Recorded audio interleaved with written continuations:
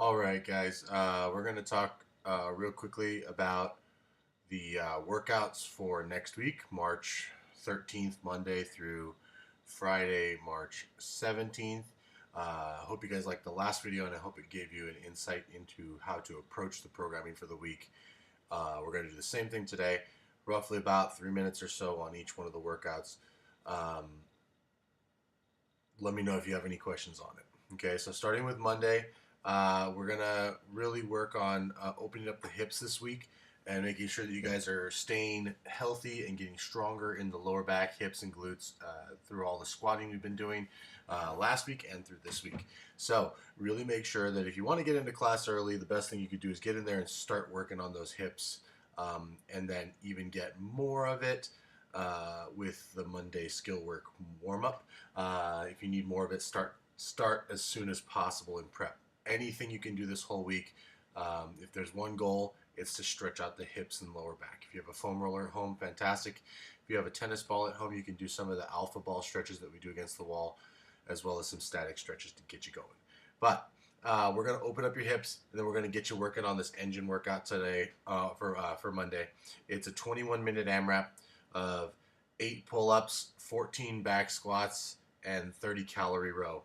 The challenge with this one for both, whether we're doing the PMP version of it with goblet squats or the RX version with back squats, is working on that row technique.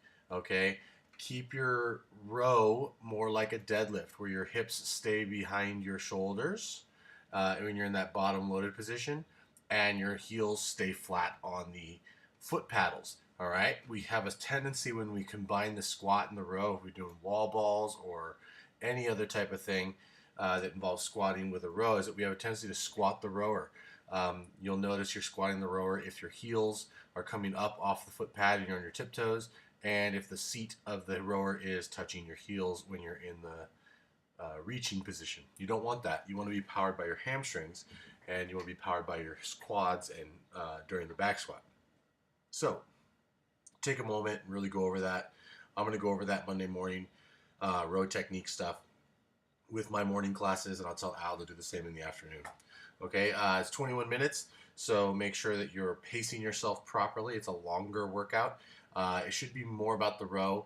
The back squats come from the ground, and they're supposed to be relatively heavy, so you'll come from the ground with a clean push jerk the bar overhead, or push press the bar overhead, and then bring it down onto your back and do your back squats. When you're done, you bring the bar back overhead. Don't ditch the bar back, because you don't know who's behind you. Okay.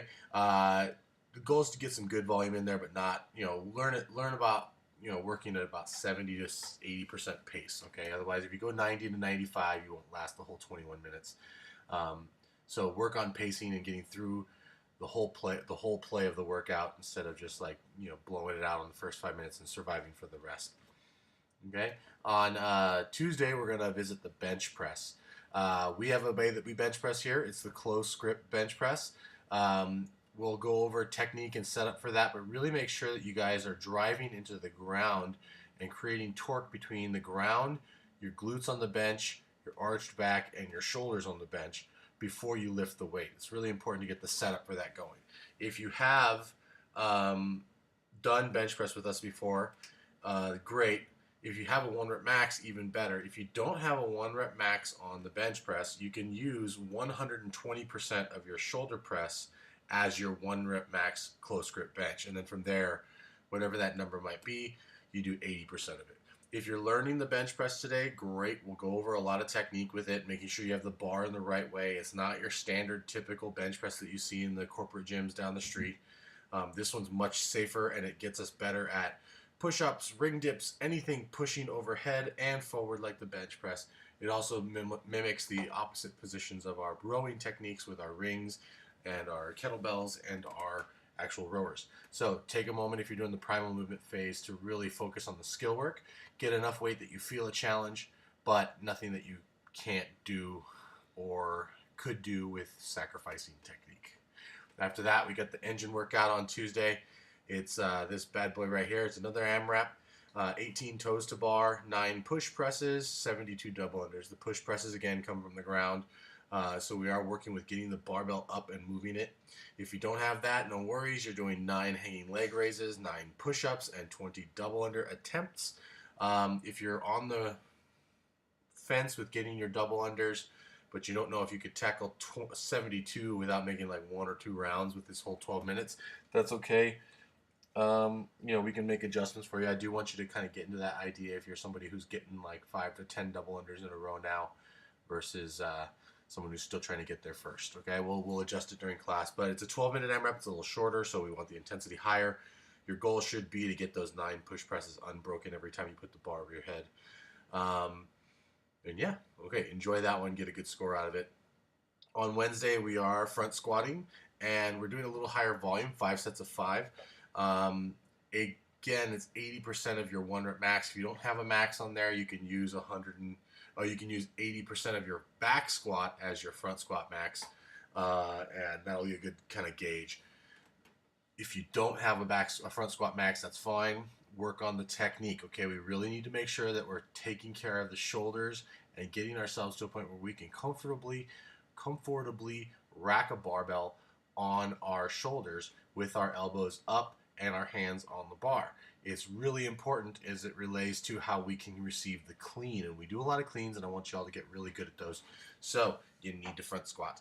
If we're working on those days, or if you're going to come in on this day and work, and you know that front squat mobility is a tough one for you, you should be mobilizing on Monday and Tuesday in prep. Give it some pre-thought. Come in on Wednesday with a prepped shoulder and a stretched back, okay? I want to really see you working a lot on that front rack position. 3 reps per set. Try not to let the elbows drop as you lean forward into the bottom of the front squat. Try not to lean forward if you have the ability to do that, even better. After that, good old-fashioned couplet of CrossFit. 3 rounds for time, 400-meter run, 40 wall ball. If you're doing the primal movement phase, the volume's a little lower because we don't want to overload your legs after the front squat. It's 400-meter run and 25 wall ball. Regardless of which one you're doing, I want you to make sure that you resolve not to jog the 400s, okay? This one's short. It can be very short, especially if you're doing the primal movement phase. And if it's short, we need high intensity. I need you very, very uncomfortable and pushing the pace on those runs. That's where the workout tends to slow down because our legs get tired from the squats, but you really just have to push past it. The second that set of wall ball is done, you got to push through it. If you start, going, oh, but it aches, I don't know if I can jog, you got to really get in there. Not let self-doubt get in your brain. Just start pushing through that burn, okay? You won't regret it after the workout when you see how good you did. And, yeah, we're going to really push the pace on that, okay? Thursday, we got some skill work with the snatch. We're going to do, if we have the movement snatch down, we're going to do 1 power snatch plus 2 hang squat snatches. Building weight as skill allows, the coaches will work with you, and they'll give you the approval to go heavier. If not, they'll have an area for you to stick in. If you're still working on the fundamentals of the snatch technique, that's okay. We're just going to continue progressing them. If you have a pretty good hang power snatch, then I want you to work towards getting into the hang squat snatch, squatting more as we get the bar overhead. If your overhead mobility is tough and the squat's tough, then we'll work on doing a power snatch with the hang, but we'll take the hang to the knee or below the knee. We want to try to expand the range of motion a little bit more for you if technique allows. The crazy thing is that it's not going to be worth it to progress that technique until that small bit is on point. It's building a mansion on wet sand. We don't want to do it. We got to get every bit of these done, and you got all the time in the world to get better at these movements. Okay, so take your time with this strength session. It's 15 minutes for you guys to get into the game and work on those technical advancements. Okay. After that, we got a workout with a 13-minute time cap. With a 13-minute time cap. It's 50 box jumps, 50 push-ups, 100 lunges, and 50 burpees. We've done workouts where these combined movements have been split into rounds, and we've done more volume. So, but the challenge of this one is just me getting through 50-50. 100 is 100 steps, not 100 on each side. So it's like 50 of everything, right? Those 50 burpees at the end are going to feel a little sluggish, but I really want you to focus on just getting through them. It's like that old phrase you hear me say, how do you eat an elephant? Well, you just one bite at a time until it's gone. Um, get these burpees done. The box jumps, make sure you're stepping down but cycling fast. Step down, get right back up. Step down, get right back up. The lunges, find a happy place and just count to 100. Okay, just get down. If we're in the primal movement phase, we're just doing a little less. Again, simply because you've done a lot of squatting this week, and I just don't want to overload it. We want to work on being able to do everything every day and not be totally wiped out for you guys. On Friday, some more snatches, right? Bergner warm up. We're going to go over row technique just like we did on Monday. I really want to emphasize that proper row stroke. There's no point in doing a rower, poorly, unless you want it to really affect the way you do the rest of the workout and gas you out and make it a lot harder. So be efficient with the movement. Get on that rower. Keep the heels down. Don't let the butt touch the ankles, and really row the right way. The engine workout is a tough one. Last week we did a 1,000-meter run and 30 clean and jerks, or 30 squat cleans. This time we're going to do a 1,000-meter row and 30 snatches. The snatches do not have to be squat snatches, but at the weight that they're at, you might have to squat them. Same thing. A 1,000-meter row shouldn't take you more than like 7, than like 6 minutes, on the slow end, and you still have another 6 minutes to get 30 snatches done. Now that's 5 every minute. That's not that hard to do.